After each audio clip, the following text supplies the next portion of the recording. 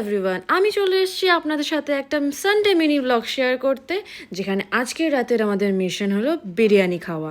আমরা বিরিয়ানির জন্য বেরিয়েছি, কিন্তু তার মাঝখানে আমরা চলে এসেছি একটু জুস ট্রাই করতে। এটা হলো আমাদের দমদম দিল্লি জুস, যেখান থেকে আমরা বেশিরভাগ জুস ট্রাই করি। আমরা খেয়েছি হলো ওয়াটারমেলন জুস। তারপরে আমরা চলে এসেছি এখানে বিরিয়ানি বাবুতে, যেটা ইনস্টাগ্রামে প্রচণ্ড ভাইরাল হয়েছে। অ্যাকচুয়ালি ঋষি একদমই খেতে চায় না বাইরের খাবার ডায়েটের জন্য, তো অনেক পাঠিয়ে ইনস্টাগ্রামের রিলস পাঠিয়ে ওকে পটিয়ে লোভ দেখিয়ে আনতে হয়েছে বিরিয়ানি খাওয়াতে, যে আজকে প্লিজ আমরা বাইরে খাই। তো যাই হোক, আমি চলে এসেছি এখানে বিরিয়ানি নিতে, ব্যারাকপুর স্টাইল আনলিমিটেড বিরিয়ানি। তো এখানে প্যাকড হয়ে গেছে আমাদের বাড়িতে আনার জন্য। আমরা এখন বাড়ির দিকে রওনা দিয়েছি। তার মাঝখানে আমরা এখানে আম দেখে দাঁড়িয়ে পড়েছি।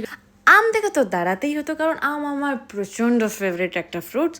তো এটা দেখে তো কন্ট্রোল করা যায় না। আশা করি আপনাদেরও খুব ফেভারিট, বেশিরভাগ বাঙালিদের আম খুব পছন্দের। যাই হোক, হাম ঠাম কেনা কমপ্লিট, এবার হলো টেস্টিংয়ের পালা। বাট আমি এখানে খুব একটা স্যাটিসফাইড না, কারণ ওকে ছিল বিরিয়ানিটা, যেরকম হাইপ উঠেছে ততটা আমার কিন্তু ভালো লাগেনি।